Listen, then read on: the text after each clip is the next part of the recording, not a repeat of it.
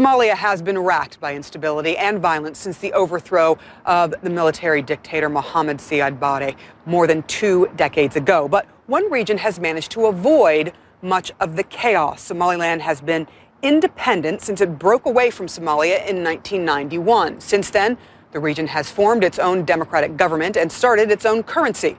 Somaliland's biggest industry is selling livestock mainly to Arab countries, but the region's economy is also dependent on money sent home from migrants who are working overseas. Despite being independent from Somalia, the international community still does not recognize Somaliland as a sovereign state.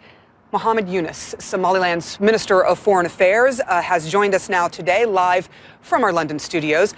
Thank you so much, sir, for being on the show today. We do want to talk to you about why it is that you feel it's so important and that for Somaliland to be recognized as a sovereign state. What exactly will this do for the people of Somaliland?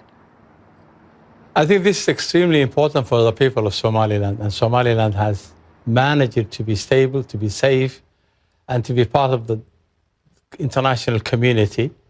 We have done all of the requirements that's needed to become a democratic state. And I think it is important for the world to recognize Somaliland because we could contribute a lot in terms of issues related to security, to piracy, to terrorism. And Somaliland has done well over the years and proved to be a worthwhile nation that can contribute to the development of the continent and that of the region.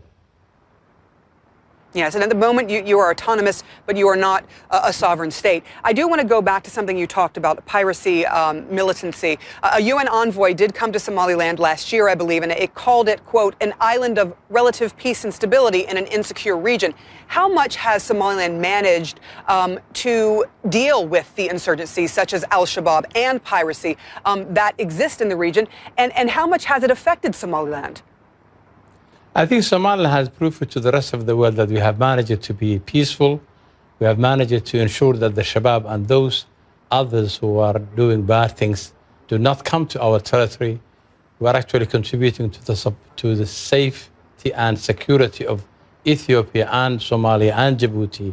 And I think we have managed under the circumstances to be on our own, to be independent, and to do the best that we can to ensure that the rest of the world listens to us and ensures that we are an independent state and accept our recognition. In the meantime, we are having the talks with Somalia, which we hope that will reach to a peaceful divorce between us and Somalia, and we are looking forward to be a member of the international community very soon. We earlier mentioned the dictator in place before Somaliland broke away from Somalia, and I do want to ask you about the reports of genocide in Somaliland from back in the 80s. There are claims some 200,000 people were massacred, clan-based attacks at the behest of that former dictator. What's been done to try to uncover the truth and to try to punish those responsible? I imagine that many of the people responsible are still walking free. The first time we had the talks now a month ago in Istanbul, the Somali government has acknowledged and accepted the fact that there were atrocities and genocide against the people of Somaliland. And they have accepted in writing during the talks of last month that the regime of Siyaasi Biixi has committed crimes against humanity.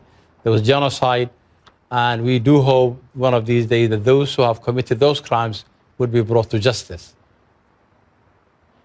Yes, a lot of people say the first step is the acceptance that it did happen. We thank you so much, Mohammed Yoonis, Somaliland's Minister of Foreign Affairs, joining us live from London. We appreciate your time.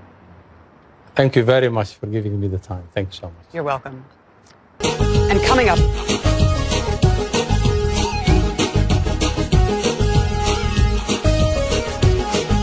Somalia,